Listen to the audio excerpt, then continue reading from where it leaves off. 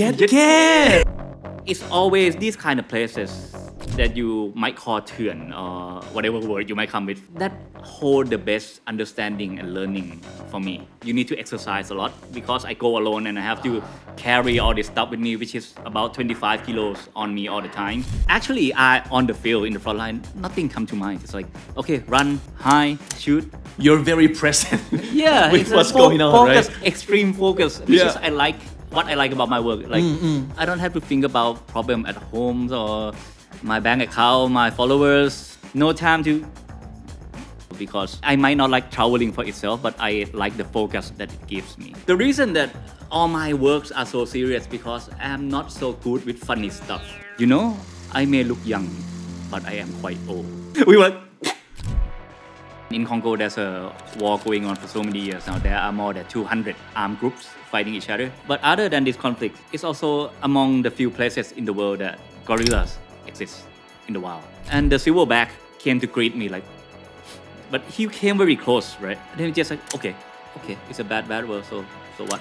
And even if we kill each other and our species get destroyed, okay. The world will still go on. Yeah, and gorillas, they might even be a better ruler of the planet. Right.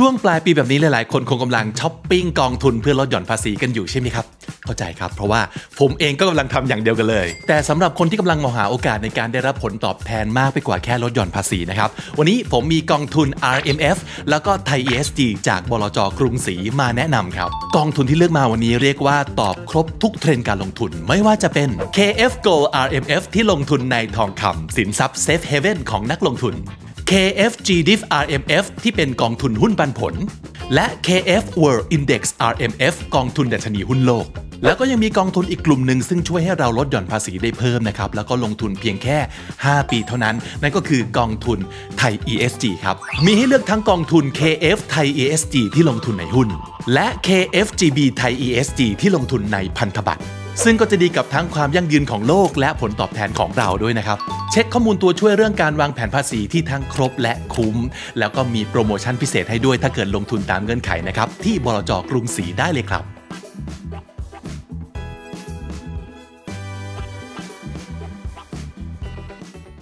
สิงห์ครับสวัสดีครับสวัสดีครับผม Welcome to the show Thank you so much I've been following for so many years now Yeah it's been too long Yeah we used to work together we used to see each other all the time More than work it's like I got my start with you guys Yes Yeah my very first book was with you and then things kind of start from there and snowball until a career was born out of it but yeah I miss you guys here a lot since back at the old company and yeah it seems like it's like seeing old faces old friends yeah do you still write by the way sorry do you still write at all I want to but it's been about 3 or 4 years now that I haven't write seriously and as some people might know I'm so busy with other things right now and I want to write, but I think I have to finish what I'm doing right now first, which is this documentary series, and then I might have time to put everything in my head into context, and hopefully a new book will be born next year or something. Probably another phase after this, right? Yes. Yeah, okay, because you're doing this big thing, which is very time-consuming, energy-consuming. Yeah, you have to put like your everything into the project. Yeah, it's on consume my whole life. Yeah. But I'm happy. It's something that I've been working for so many years, and it came out a few months ago, and it's still ongoing, and I'm very proud of it. And luckily, the audience seems to like it as well. So right now, I'm on a phase that kind of relieved that all my efforts during the past few years hasn't become something that worthless, but something that makes some good into the world. And we love your work and we're proud of you. Thank you so much. Thank you. And I think if I mention the word เถื่อน these days, I think at least 8 out of 10 people would think of you because that has become your word and your brand and it's such a strong brand, right? Yeah, and it's funny that the word เถื่อน which is I still don't find any proper English translation for it. I would use the word hardcore sometime, or it could be rough, it could be wild, or savage. or savage, right? Yeah, but nothing really captures the word เถื่อน exact meaning of it. Right. But the funny thing about it is that I actually got it from you guys when we were writing my first travel book เถื่อน 7 so many years ago, almost 10 years now. Yeah. And I think one of the team at a book who saw that the book consists of 7 journeys into the places that not a lot of people would want to go. So I think it was Pinong or somebody in the team that came up with the word เถื่อน 7 because 7 story, right? And then we got kind of nickname it to เถื่อน 7 YK. Because that's what we would like shout out loud after reading your manuscript. Like, 7K! Even then, and things got even worse after that in terms of journey that I take. Right. But it was supposed to be temporary, that word เถื่อน 7 YK. Like working title. Yeah, and then something cooler or more proper would come along. But then nothing came. So it became the name of the book, and then the name stuck, and then I use it for my brand ever since, for the books, for the shows, and now for my own channel and everything else. If I am too lazy to come up with anything, I just go เถื่อน talk, เถื่อน show, เถื่อน seminar, เถื่อน class, เถื่อน travel, of course. Yeah. Right. It's a great brand. Everybody remember you from that, from work. And yeah, it's a great brand, and it kind of made me lazy to come up with anything new right now. Yeah. But it kind of speaks a lot about your vibe, right? Because you're always drawn to all these savage places and war zones. So what started it? Believe it or not, I'm not actually a traveler. No? I don't really like traveling for itself. I'm not one of those people who are very wanderlust, who like to go on a journey for a long time, never come back home. I'm not one of those people. Which is, if you are one of those people, it's totally fine and cool. But what drives me is the drive for understanding, right? And when you go on these kind of journeys that take you to these unimaginable places, which completely different from the world you're used to, it's like reading 10 books. It's like having conversation with a very wise man or woman, and you learn a lot about yourself or the world, and then you get to tell it to other people in a way that not literally, but in a way that artistic, in a way that focus on the stories, focus on the emotion of what you learn, as well as the intellectual part of it. So it become a way of life after a while to learn and grow through journeys. And it's always these kind of places that you might call เถื่อน or whatever word you might come with, that hold the best understanding and learning for me. Because if you go to all the comfortable places like Europe or Japan, of course there are a lot of things to learn there, but you might learn it from other means. But if you talk about documentary making, it's these kind of places that hold the best stories, both for me to learn and for the audience to experience and learn with me. So of course you can think about the career side of it. If you go to Japan or Europe, then it's not differentiating your brand at all, right? But that's kind of secondary for me, because if you know me from back then, I don't really think much about businesses. I just do whatever interests me, and then I think about the business side of it later. But if you think about from the business standpoint, it kind of makes sense in terms of building your brand like that. But for me, it's always opportunity for learning and telling the stories that very hard to get to. And the deeper the story and the more elusive the subject, it's kind of fulfill me in terms of I'm doing something that more worthwhile in terms of my own time and my craft. Yeah. And your sharing platform used to be books, right? You used to write and share. But at one point, you decided to switch from writing to video making. And what made that happen? Actually, it's not switching. I was doing video first before I wrote the travel books, but then I was doing it as only MC, as something who work in front of camera. And since พื้นที่ชีวิต back then. Yeah, about 10 years plus ago, 15 years now. And at the time, I didn't choose to do it, but an opportunity presented itself to me to be able to travel the world. And as a young person back then, I said, cool, why not? Yeah. I didn't plan to become a documentary maker or a traveler or whatever you might call. But the experiences that I got from accidentally becoming a journeyman for a few years kind of make it possible for me to write these books because otherwise I don't have anything to write about. But traveling gives you the best raw materials in terms of experiences, understanding intellectual aspects for writing books, right?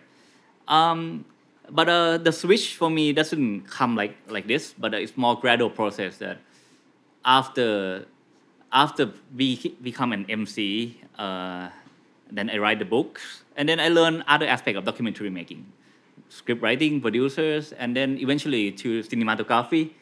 I started learning cinematography as a TV program first. I mean, like filming like TV program, and then I switched in later years. If you see my work, Bad World, I switched it more like cinema style, cinematography in terms of storytelling, in terms of color grading, music editing, everything. So, yeah, it's more a process of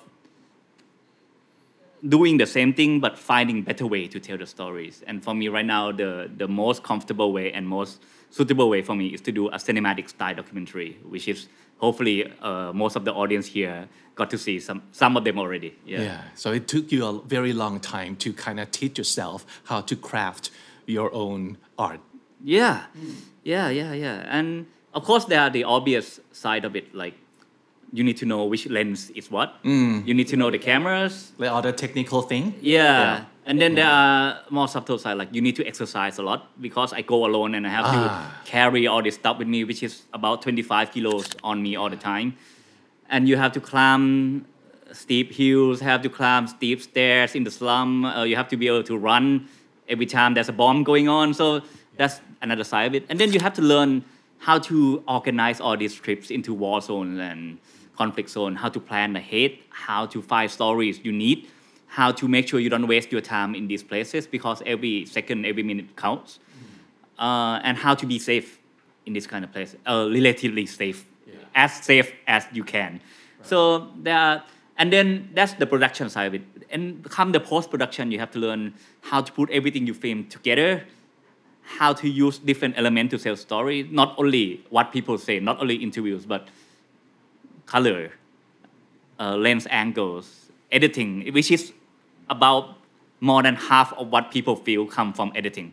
So editing means like the sequence, how do you put things from A to B to C, what to connect each sequence with, how to make it make sense emotionally, not only intellectually. And this thing you learn along the way. And the more I study the art of filmmaking, not documentary making, the more I understanding how to tell the story that I get from the real world, but in cinematic style. Yeah, and it seems to me the more you do, the more savage you get, as like the content or the way you tell the story, or and it's very understandable because you cannot just do less, but you want to do more because you want to experience more, and your audience would want more out of your content too. And your latest season of Travel. Bad world, not just one bad, but two bads in the name. So, what's with it? What is with the word bad that you have to put like twice in the name? Well, it's more catchy that way, right? Yeah, right, of course. Like it's a bad world, baby. Imagine some lady with a cigarette. It's a bad world, darling. Something like that. Yeah. With the kind of voice too. Yeah, like that's the feeling I'm going for. Right. Something bad world. Someone who's seen everything bad, everything cynical about the world, but that doesn't express in the way that too sympathetic or too just like stating the fact. Right. It's a bad world. So what are you gonna do? Yeah. And that's what I'm aiming for, to showcase the darkest side, the baddest side of this world, but trying to give some understanding in terms of how these cycles, how this process, what is the relationship between men and violence, which seems to be going on since the birth of civilization. Why do we keep doing warfare? Yeah, and there are so many movies that try to depict wars in different dimensions and different documentaries about war. And my aim is to, of course, depict the life under wartime, but also to understand the core of humanity through this hardship, right? And not only for ourselves, but for the relationship between us and violence, between us and what's in the rest of the world, which is not human. Nature animals, or the latest episode is gonna be about man and storm. We're gonna go tornado chasing, right? But that's the exciting part of it, the title, tornado chasing. But the core of the story is gonna be about conflict, a relationship between man and nature, using storms as a metaphor. So the word bad will stem from, first, it's catchy. Second, I want to make something unique for this season. Not only like it's the 4th season of Travel, right? Just don't want to go like Travel 4th season is so generic, right? So let's say Travel is a band's name. So Bad Will is an album, yeah. And I want to make this unique from other seasons that had been so far. And actually, the word Bad was supposed to be a movie title. We were going not only for another season of Travel at first, but we were going to make it become a movie in the theater, like a 2 hours long documentary, which is include all these 8 conflicts into one feature-length documentary. But a lot of negotiation was going on in these past few years, but nothing went through, and I kind of got tired of trying to push this through normal platform. So I said, just do YouTube, and then here we are. Yeah, and that might be the best decision too. Everything that happened is the best already. Yeah. All right. So I think we're gonna see a lot more stuff from you, and it's very exciting. I think today we're gonna be covering more about what you're gonna be giving us in terms of content and the message, because I think, like you said, in the front, on the surface is one thing, but when you like take a dig deep into it, it will always give you deeper meaning or deeper message. And I think that's what one of the things that you did best and continue to be doing for us. All right. So before we come back to all the content that you'll make for us, let's do this segment we call one word or more, because we want to learn. I'm really bad at this kind of thing, but I'll try. We want to learn about you more through words, right? Okay, so can you give us one word that people use to describe you, but do secretly and probably not agree with? I know exactly the word, which is serious. Serious? Yeah, because people see me talk about climate change, conflicts, international politics, and you must be a serious guy. Which you know me. I'm really not. Like in my spare time, I play video games and I play board games. Yeah, you could be super silly. Yeah, and with my friends, I never talk about any of this stuff. I only use it in my work. The reason that all my works are so serious because I'm not so good with funny stuff. Not on a professional level. I do appreciate comedians. I appreciate funny medias, but I'm not as good as them in terms of doing that kind of thing. Right. So in terms of professionally, I do more serious stuff because I'm kind of ถนัด. How what's the word in English? You're good at that. That's your thing. That's your vibe. Yeah, it's my thing, right? Yeah. And, but it's like you've heard with so many comedians, they are so serious in real life, right? Maybe they use all their energy being funny on camera. And then when you talk to them in real life, they just, okay. And then switch on at the camera. Yeah. So it's your mode, right? It's your life mode and your work mode. Yeah, and my work mode, I'm more comfortable talking about serious stuff because I think I know my stuff and I can articulate all these things. Meanwhile, if you ask me to be funny all the time, I will be so tired and I think like, oh, what do we have to do? What do we have to try? Like, I don't know what to do. So it's what come natural for me. But in real life, I'm not serious at all. Okay, right. One word your mom said when you told her, like, okay, mom, I'm off to a war zone again. Inevitable. I'm sorry? Inevitable? Yeah. Okay. It's the word that I always have problem pronouncing. Okay. Like what Thanos said, right? I'm inevitable. But I cannot say that word properly. She knows that she cannot stop me. So she asked instead, what's your plan? In terms of keeping safe, in terms of organizing the trips. And I know she will ask for that, so I lay out everything for like this and this and this. And he has the contact, and we go to these zones and not to these zones, which is, I done my homework every time I have to go to these places. Because I understand, even when I get older, I understand their perspective, both mom and dad. Like, if it was my own child, I'll be like, okay, it's karma, man. But if I have a kid and he wants to go to these kind of places, or she wants to go to these kind of places, I'll be okay. But then I understand that in my heart, I feel some worries for sure. And for them, back when they were my age or even younger than me, they were fighting with the government in the jungle. Sure. They were even worse than I am right now, right? They're like they're even more เถื่อนนะ Yeah, I only this, right? This way.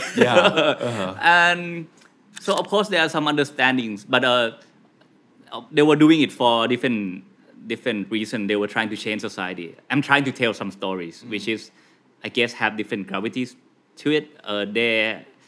Their thing might be more serious if you look at terms of the reason why they do it. But anyway, that makes them understand why I do this kind of thing. And my mom even become a fan club of many war journalists. Even before I start doing this, she admire a lot of war journalists because she appreciates the work they do. So when I decided to do this kind of thing, it's not far off from her understanding about what is valuable, what is worthwhile in terms of spending my time making a career. But of course, being a mother, she's gonna worry, and she's an awesome mother, and she's gonna support what I do. Even now, she support Bad World wholeheartedly. But yeah, she's kind of think of it as something that's unavoidable. It's gonna come one day or another. Yeah, I think it's a good tactic too, and actually it's a good practice to not just tell her like don't worry because we cannot stop worried. Right? You cannot stop the worry, but you can just make her understand and just include her or include him, include whoever is worried about you to let them in on your plan. Yeah, when I was younger, I'd be like, don't come into my life. I will do whatever I want. But that's a young aspect of a person, right? But when you grow older, you understand it's not just your life. It's everybody's around yours life as well. And if you get killed, it's gonna impact everybody so much. So that's true. Yeah, you need to understand that it's not just your life. And the older you get, the more mature you get, you understand this aspect. And even now, I've been through many war zones, right? But if you ask me to do it again tomorrow, I will think long and hard about whether I need to do this at this point in my life. What is the cost of it? What are the plannings that are available for me? So it's not like the more experience and it's becoming easier to take a decision to go to these kind of places. We talked before, and I asked whether or not you still have time to write or you still enjoy writing, and the answer is you don't have time, right? But did you ever like say it out loud that okay, writing is not for me anymore?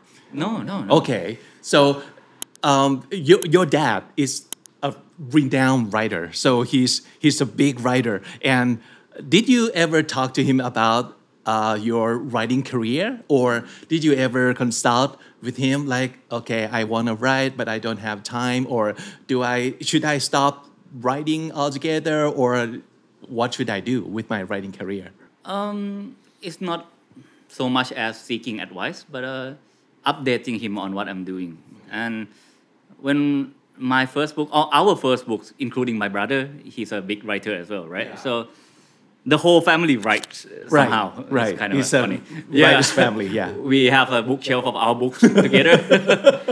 That's amazing, man. Like, no, these whole shelves is our family's work. Yeah, it's kind of funny. Yeah. And when our work came out, we gave it to him and like a nice gesture, but never really. And I don't think he wants to give advice because he want to make sure that we are free in terms of our expression, right? When we were young, there are so many people in the society that, oh, you are Seksan and Chiran kids and you need to be a writer, you need to do this, you need to do that. And my mom and dad always try to shelter, or not even shelter, like try to be a strong backup for me in terms of facing this kind of pressure from society.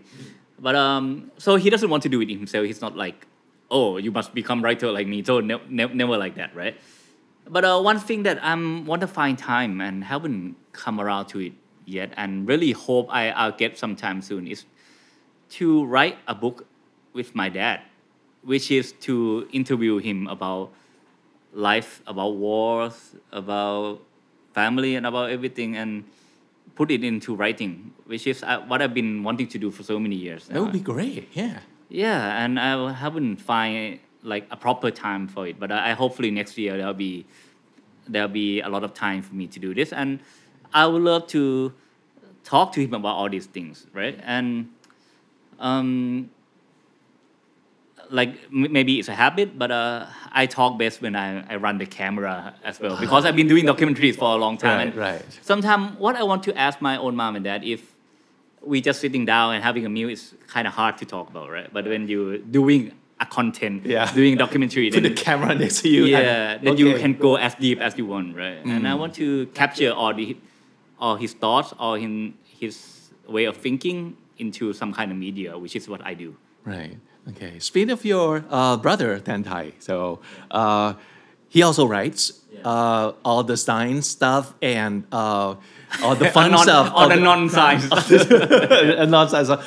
Well, so what do you and your brother have the most in common? Still have to be one word, right? Yeah. One word or more? But it could be more. It's not English word at all, but the word we use, I know he will choose the same word as well, which is bruh. Yeah, we've heard of that. Bruh. What is it? If anyone watches my brother's content, they will know exactly what I'm talking about. But bruh is a Southern Thai word, which is a combine of many meanings into one word. Silliness, idiocracy, stupidity, but not in a bad way, but more in a like endearing way. Yes, endearing and silly way. Silly, right? yeah. But so it's a word that we've been using since we were young, and whenever describe anything in terms of adjectives, it always come up like bro jing or something like that. And it's the word that anyone who came into contact with us like kind of got addicted to this word as well, because we use they pick up the word too. Yeah, they pick up the word quite easily and start using. And even now, like if I don't use it myself, whenever I see him, this word will come up. And his fan club, the audience of his own channel with cast, use this word like it's their own language right now. So it's very infectious. And my brother had this quality in terms of infect something silly into other people and make them wanna do it like him. True. Yeah. And how about the word or the slang? Because you've been to many places around the world, so you must have picked up some slang or local words or dialects from, I don't know, some place in the world. Is there any word that you still like keep using? Before Travel, before Bad World, I did this show called Life Explorer or พื้นที่ชีวิต in Thai PBS, right? And at the time, for about 5 or 6 years, I never go alone. We always have a team. 4 people always go together. And we go to places like Russia, Brazil, Cuba, or many places around the world. And you became very close to these people, right? Because you spend the whole 24 hours together for so many days. And even till this day, we still go camping together, right? When there's nothing else to do. And in old age, not a lot of people are so busy anymore, except me, I guess. So what we pick up is all these words along the way. And the word that I still repeat in my head is that the word that we use to talk to each other among the team. And mostly it's the word thank you in different languages, but not used in the terms of really thank you, but like ขอบคุณ or something like that. But so like if we see something silly, we say gracia. Or sometimes we go привет, which is hello in Russia, right? But which doesn't like we don't know why we use this kind of word, but we could use it in a very Thai dialect, as Thai as possible, but and use it as something, a slang that doesn't really mean in terms of original language, but use in our own terms, right? Can make each other laugh. Yeah, like obrigado, which is ขอบคุณ in Portuguese, right? And some word like still stuck in my mind about 10-12 years ago now, which is asoy tut, which is something you tell time in Portuguese. Like we were asking this guide, what time should we meet tomorrow? And they said asoy tut, which is I think it's 8 o'clock or something. And then from that day until this day, 12 years, whenever we see each other, we still go asoy tut. Which doesn't mean anything, but it's something that stuck with us, right? And kind of like journal our time together. For some reason. And I think everybody who's traveled with close friends have something of internal jokes. Right. It's the inside joke that Only us know what's up, and we always laugh about it. Yes, and then this monk we met in France in Plum Village, which is the monastery started by Thich Nhat Hanh, and this is a very senior monk, right? He's a Vietnamese monk, and we went there together. And out of the blue, this venerable monk, who is very respectable, came to us and said, "You know, I may look young, but I am quite old." And we were, and then from that onward, whenever we see each other, until this day, it's like, I may look young. Which is totally silly part of us, but that's something that stick with us. Wow, that's great. It's not even like a real dialect, but it's something that you come up with and you kind of collect along the way, and you kind of repeat it in a very out of context kind of situation. In a very silly way. Yeah. Oh, that's nice. Okay.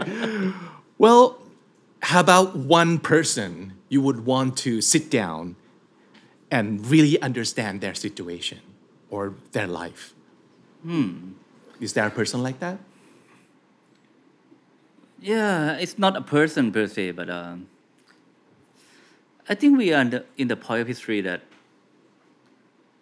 I think this might be a bit sensitive, but if I were to do another documentary about war zones, I would love to go to Gaza right now. And I've been trying to go there, but it's impossible during the war. Right now, since the war has ended in a way, hopefully I can go there. But of course, I will talk to the Palestinian, and I will go through their ordeals, the life they have to live during the war. But on the other hand, I really want to talk to Israelis. Like, because you go to Europe, you see all these memories about World War II, right? About Anne Frank, about the concentration camp. So you know what they go through in this part of history. But right now, something is repeating itself in a very cynical way. And as a storyteller of wars, I think it's a crucial point in history that if I can capture what it's truly like, not to judge, but really understand like what is their mentality, why do they think like that, why do they... I would love to understand their truth. And when you do this kind of media, you really have to put your opinion aside, right? You just need to understand and then pass on that understanding to the audience. And then the judging part will come, but it will come from the audience, not from me. And of course, I might judge sometimes, but I don't need to put it in my work. It doesn't add any value to it.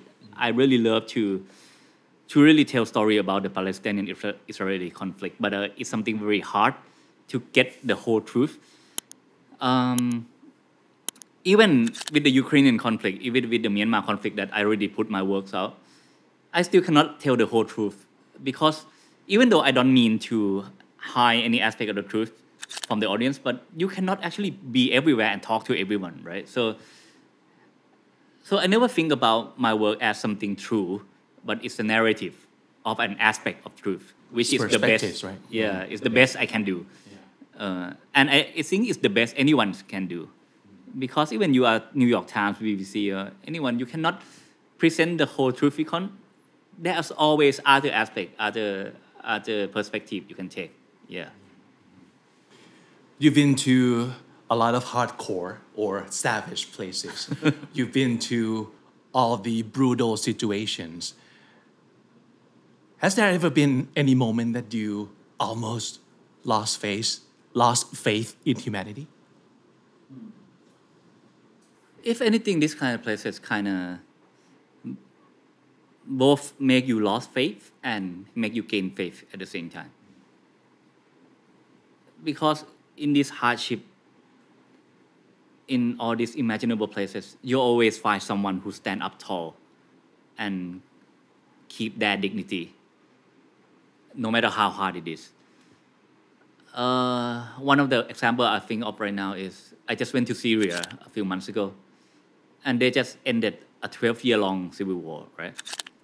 And if you go to the destroyed town, this is civil war meaning like it's their own country that they destroy each other. It doesn't have to come from outside. If you go to this town, like an area as big as half of Bangkok is completely ruined, nothing left, only destroyed. If you think about ตึกสตง it's like that. Like all the ruins. Everywhere it's like that. First, you think about how much effort they put into destroying each other. How much money do they use? How much engineering, how much planning and thinking you think they have to do in order to kill each other. It's so enormous. So that's the part you lose faith, right? But then, among these ruins, you find a still standing house. And on the balcony of the still standing house, with completely ruined, destroyed houses around the house, you see a plant, someone water, you see a clothes being dry on the balcony, meaning someone choose to come back to that same old house, even after the war, to live there. So this kind of aspect kind of make you know that humans can adapt to anything. And we live on hope. And they can always find hope in any situation. Because otherwise, what do you have?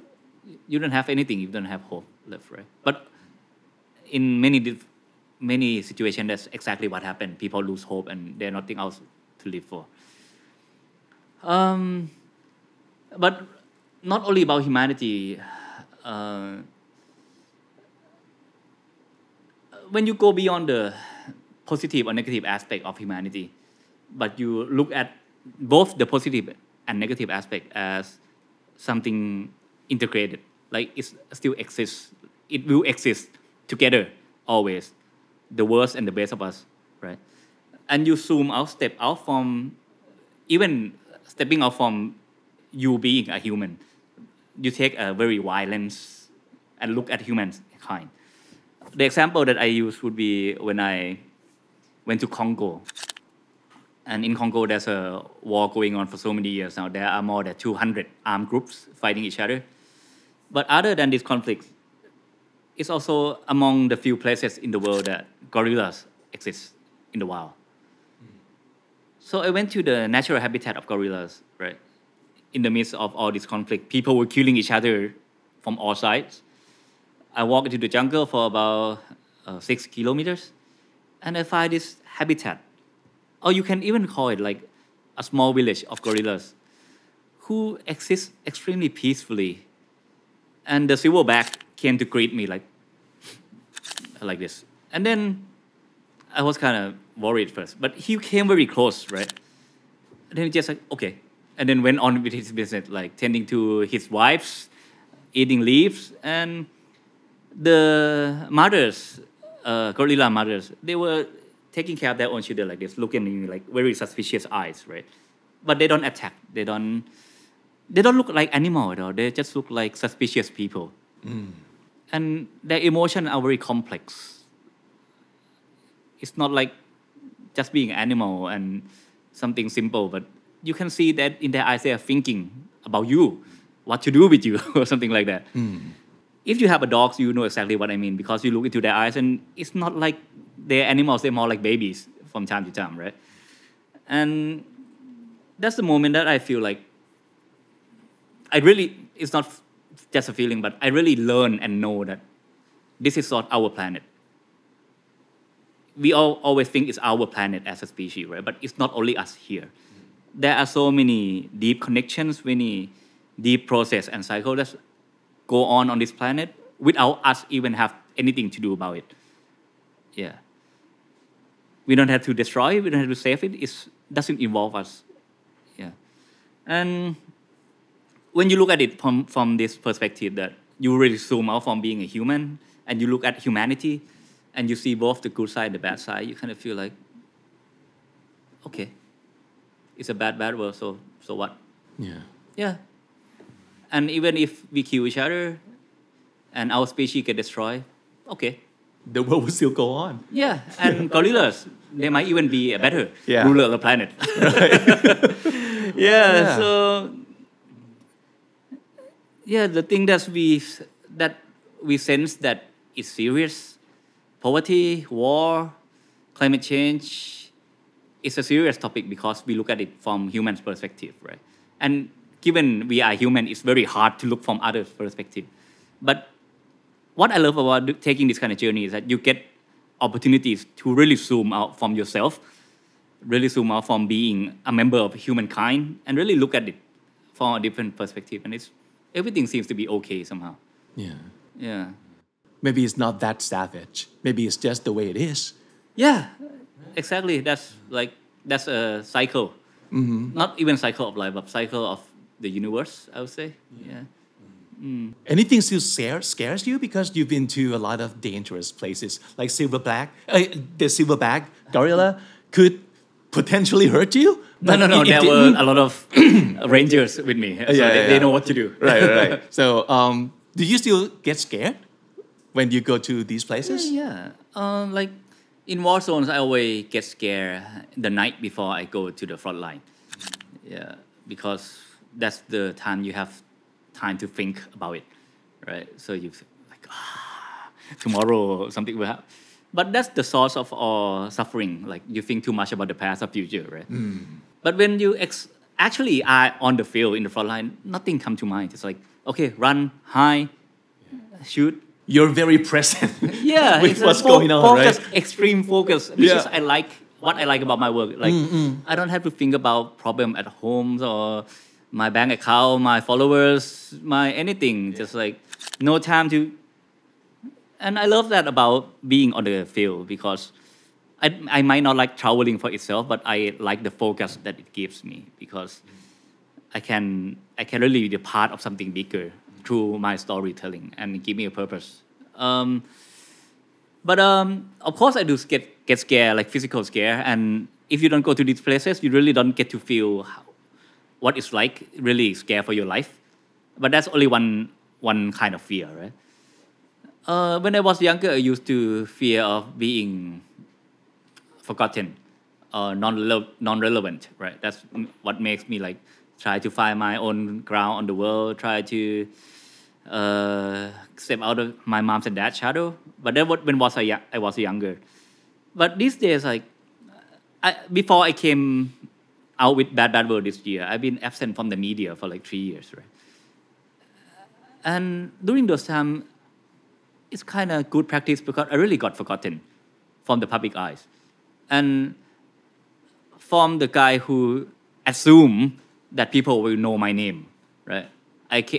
During the past 3 years, I went from, I'm famous, to like, okay, สวัสดีครับ สิงห์ครับ and like I expect people not to know me. And that's very humbling, and I kind of appreciate that experience. And I found myself in many situations like where the kids really have no idea what I do or who I am, and it's kind of helped you let go to all these things, right? So right now, even Bad will become something that like a hit, but I already prepare my mental ground to really know that next year it's going to be forgotten or something else will come along, so you don't hold on to this kind of success. And because what I don't want to do is that I don't want to be driven to go back to war zone or situation where I might get killed myself just because to get followers and to keep the audience happy. If I were to go back, it needs to be something more meaningful to my life, not just to keep my career going. Because it never just about making a career. It's always about trying to live my life. And this is a major aspect of my life.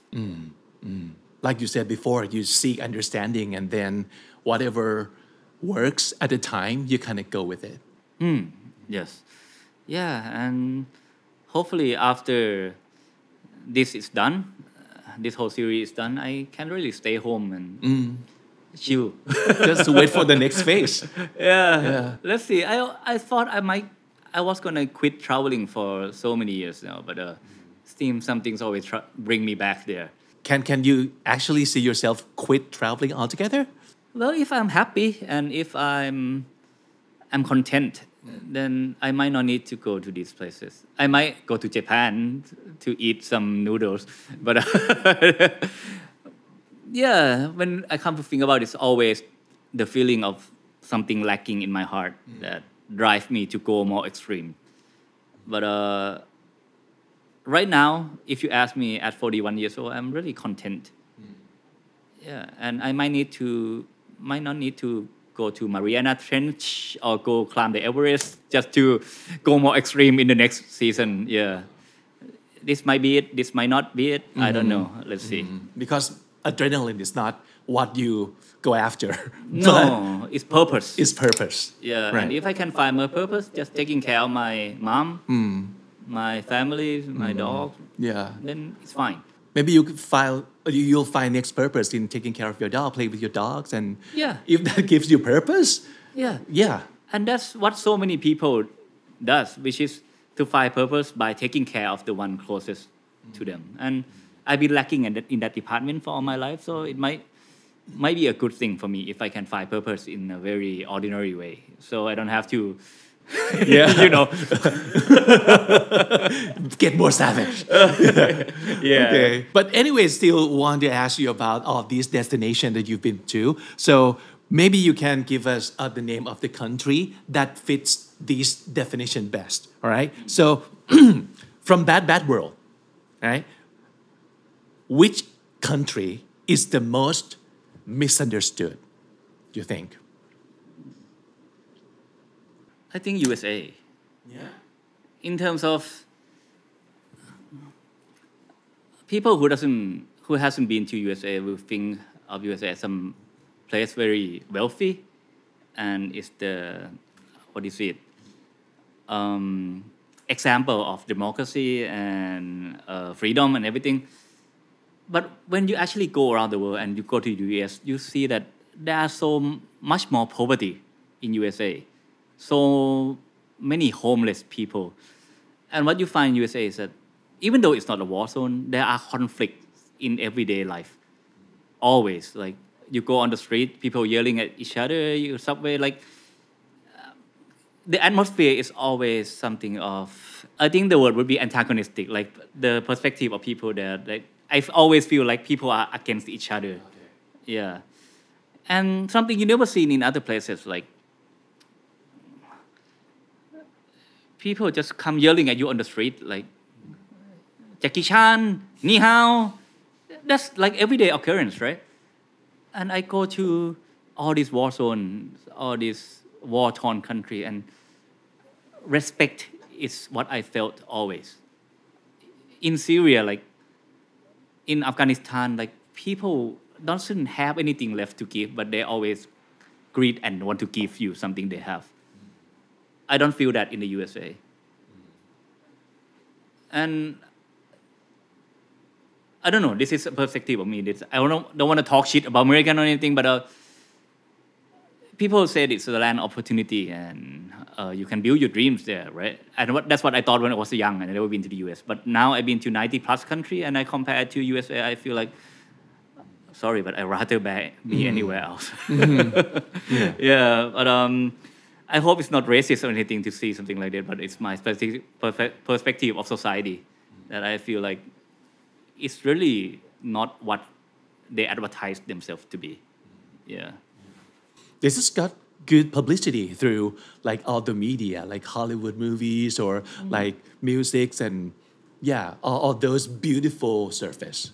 Yeah, and I understand like their mentality and everything. I live among Americans for a year. I was an exchange student, right? And I remember like there was a kid in high school. Like they were discussing, isn't it gonna be so good if every country can be like us? Like they were talking among themselves. Like they was like, Yeah.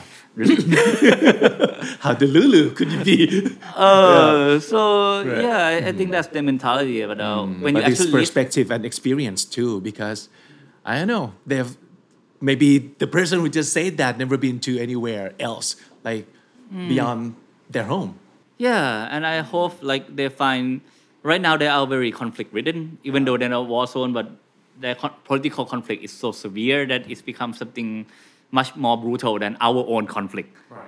Yeah, and hopefully they'll find their soul after this, because I think they are losing something right now, which is very hard to put a point on. Yeah. How about the most dangerous country you've been to? USA? No, not just kidding. USA wins all the points. In terms of war zones, I would say there are different types of war zones, right? Ukraine is bad, but it's actually manageable because there's a front line. You know which area is what. If you get to the red zone, you know it's high risk. If you get to the green zone, you know you can be more relaxed, right? One place where you never know what will happen is Somalia. Like, I only there for like 4 days, but it's extremely intense. And I have to have armed guards with AK with me all the time. And there are so many armed groups with different uniforms inside one city. So even in one single city, there are power struggles already. And there's no front line. Everywhere can be a front line, right? And a bomb might go off, somebody might shoot each other, you might get a stray bullet, you never know. There are many places like that, like Afghanistan before the Taliban took over was like that as well. Iraq in the north at a certain point of time. But from my own personal experience, the place that I feel worried the most about what might happen is actually Somalia. And recently, probably at Myanmar as well, in current state, but that's a different kind of war. There's no terrorism on the ground, but there might be a bomb from the air. So if you watch my documentary Bad World, there's a scene that we were interviewing a Karen lady, and there's a alarm from the radio that signal Burmese warplanes coming towards the village. And she switched from just talking to me like fear in her eyes, and then we had to go down into the bunker real fast. And after filming in the area, I came back home, and still many months after that, the sound of something like the radio alarm still make me. Yeah, and I only there for a few days, few weeks, right? But think about people who live like that all the time. So yeah, it's not as dangerous as Somalia, but still impacts my emotional state a lot. Yeah. How about the most hopeful place?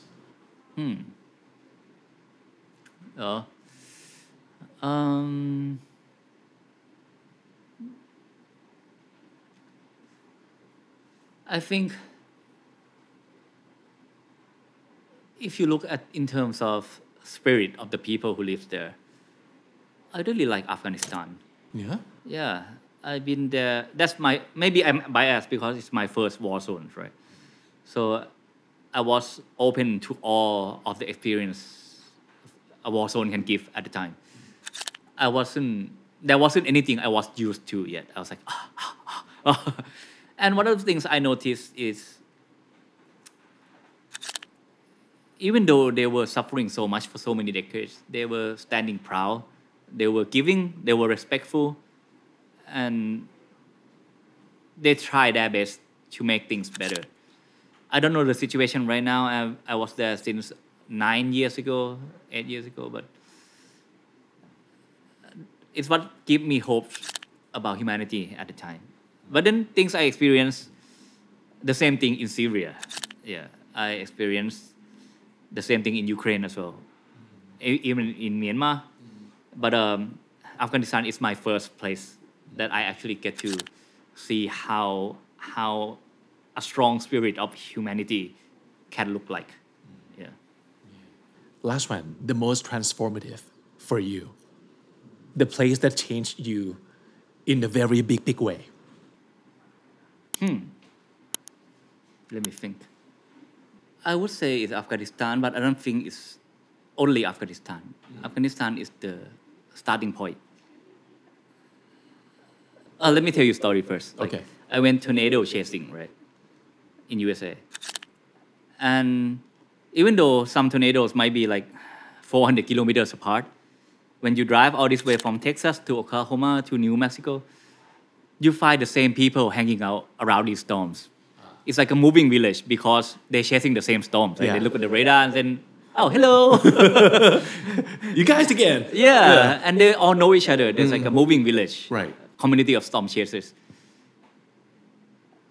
So for me, I've been chasing conflicts for so many years and trying to understand more about humanity and myself and us and nature in these places. And it's been a journey for about 10 years now.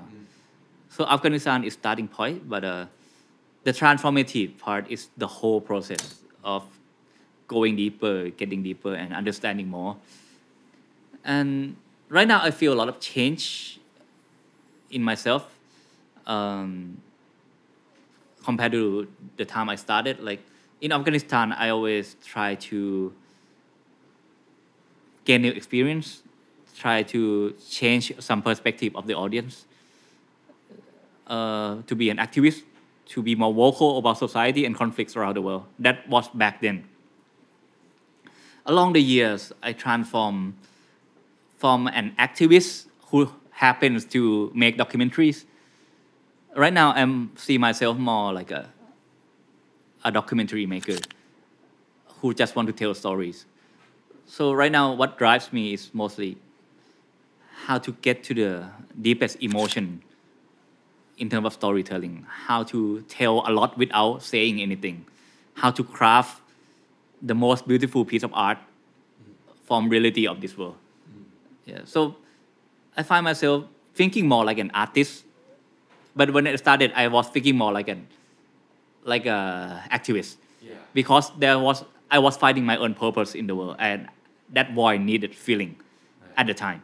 But right now, I feel more fulfilled. But what drives me is creating more beautiful piece of art. It doesn't have to be hopeful, it doesn't have to be optimistic, just need to be beautiful. And all this dark side of the world, all this bad thing about our world can be put together and create an emotional story. And that's what drives me right now to make this thing happen. Yeah, I get what you say. It's more free, right? It's more free because in order to be an activist, you have to have your cause. Yeah. And you need to think like one side, and you need to try to change from A to B, let's say. Yeah, that's more like an activist, but you're not like that right now. You're more free. And it opens up myself because as an activist, you need to have an opinion. Right. And to tell the audience what they should be doing. Yeah, this is good, this is bad, and I'm leaning toward this more. Yeah. But as a storyteller, you limit yourself to the minimum in your stories because it doesn't hold any weight. Like, why would you put yourself there? Right? And you just put yourself in terms of narrating the story and let the story tell itself. And this is what I like about this period of life in terms of my work, because I feel I can really connect to my story rather than trying to shape the story. But I feel like sponge, like going to these places, absorb everything and put it all together in my head and push it out. And going back to the things I have to learn, like cinematography, editing, color grading, and music and everything, like it comes together in terms of telling these stories in the ways that doesn't need a lot of explaining, doesn't need me as an MC, doesn't need me to explain how they should feel, what's going on, but really show them and make them feel for themselves, which is what I want to do right now. And sometimes what they say to me, I mean, the audience talk back to me, sometimes it's completely opposite of what I'm going for, and sometimes it's exactly what I'm going for. And I like that about this kind of work because people can interpret the work by themselves. And it's like when you're watching a movie, right? You doesn't have to feel the same thing when you watch a movie. And it's the same thing with my work right now. I want you to feel, but you can feel anything you want. And if you want political background, you want academic analysis, you can watch other channels because I don't have that kind of thing in my work. I really put in historical details just to make you aware enough of what's going on. But then I shift to more emotional and human side, which is my own focus on my work. And which is beautiful. Oh, thank you. I love that. Thank you so much. Well, you're basically a one-man band, a one-man team. You have a very minimal crew or team members. Sometimes you can even go alone. I think it's 5 or 6 Am I right? people. Yeah, I go from Thailand always alone. Right. But I always hire someone local to help me out. I see. But I never bring anyone from Thailand with me. Right. So instead of having like a huge crew, you choose to travel light in terms of like people you bring with you. But maybe you can get a fixer, get a local assistant to help you with whatever you want to do. There's this one saying I want to ask your opinion about. So they say if you want to go fast, go alone. And if you want to go far, go together. Do you agree with this statement? From intellectual perspective, I do agree. Okay. But from experience, I don't agree. All right. Yeah. Because it has some value in here. Yeah. Yeah. I mean, I get if some wise old man tell me this, I'm like, oh, all right. Yeah. I would not argue. Oh, it's so deep, but it's so like beautiful, Yeah, right? of course you need friends Yeah. to get you along the way. But Right. In my experience, like, I try to go together, but then always fall apart somehow. Okay. Yeah, I started production company years back, and then we were seeing things differently, and in the end, nothing concrete got done because 3 people were in partnership, and we all want different things from our own company. Travel didn't start until I broke out and start my own thing, right? And actually, it started within that company, but then I have to broke it out to my own thing to continue doing it. Yeah. So if you, I think it depends on what you want to do. Yeah. You can go the route of having different people come together and help push you through, which is great. And I really want to do that as well. But I try to do that. But it seems like with my line of work, my own interests, my passion, it just, that formula somehow doesn't mix with what I want to do in my own experience. But if in the future there's someone else who has the right chemistry and want to do it with me, then, and I feel like it might be all right, I still open up to it. But right now, like my own experience, it always, I went far, I went fast doing alone, faster doing alone, because in this kind of situation, you really don't have time to take care of anyone. So if I get someone else killed, injured, I cannot take responsibility. So it's better to go alone.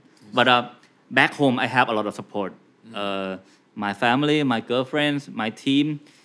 I only go do the production part myself. But pre-production, there's a team helping me out. Post-production, editing, everything. There's another team helping me out. So, yeah. Yeah. That's great. It depends, right? It depends on what you want in that phase of your life specifically. I used to want to have a bigger company. Right now, there's only 5 or 6 people in my company. But I used to want to go a brand, become the standard, become a day or something like that. Okay. I used to have a company that about 15 people, and that's the most suffering time of my life, because other than doing what I wanted to do, I had to find revenue every month to pay for the fixed cost, office building, salary, electricity, whatever. Yeah. Of course, you can grow a lot of business out of many people, right?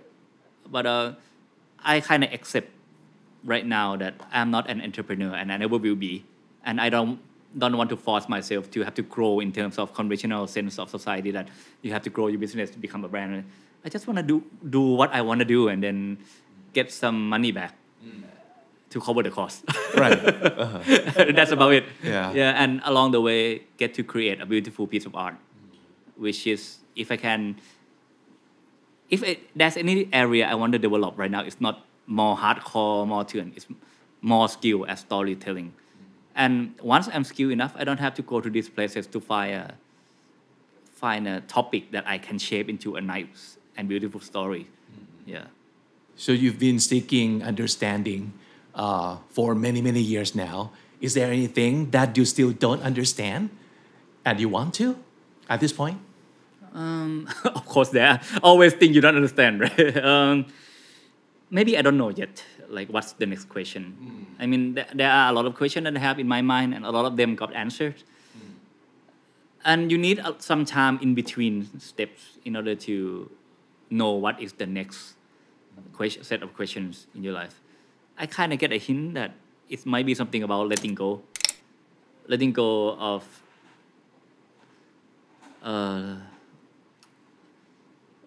myself, letting go of relationships that, how do you say, I don't have a kid yet, but I think when I have a kid, there'll be a whole new set of problems which will involve letting go as well in the future. So, but it's not time yet for me. So the question doesn't come up automatically.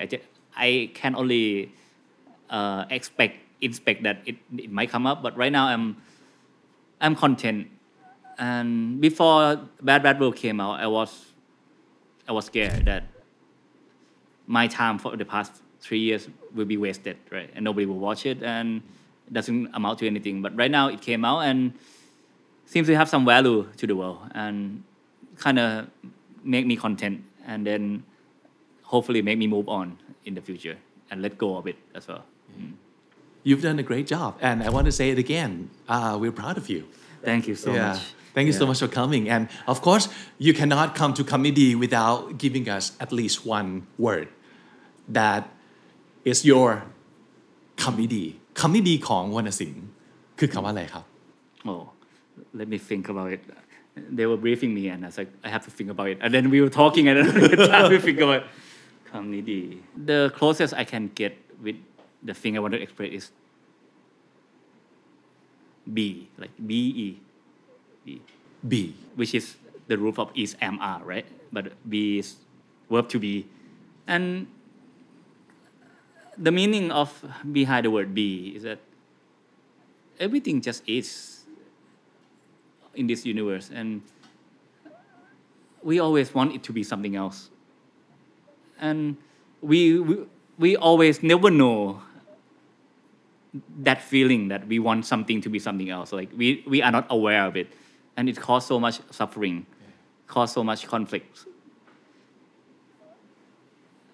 But what I like about my work is that you really get to step out of your own shoes and just be anyone else, understand anyone's life, even non-human lives, even storms. I really get to study what are these giant flying mountains on the sky and how do they breathe, what kind of energy do they eat. And when I look at storms, I don't feel like, oh, they should do this, they should do that. Like, yeah, they are fucking storm, right? Oh, we are like this and they are like this. I just learn about them, and same thing can be adapted to humankind as well. Like, they are just like that, the good side, bad side. So just to be, yeah. And what I feel right now is that it's not something that you discuss intellectually. It's not something you write on Facebook status and then debate on it. It's just something you feel. And there are many paths you can take to get to that feeling. Some of them might be going to the temple and meditate. For me, it's all these understandings I gather over the years and just combine here. It's like whenever I see things that I don't agree with or I don't like, just and maybe that's the essence of this whole series, Bad World, is to just one shrug. Yeah, it doesn't mean you don't care, but it's like, yeah, okay, it's the way it is. Yeah, you accept things the way they are, and you do the best you can. And if nothing changes, then sure. The world still goes on. Yeah. Sing up, thank you so much for coming, and I'm so glad that we get to talk, and I'm very happy. It's been many years. Thank you so much, and it's great to see you as well.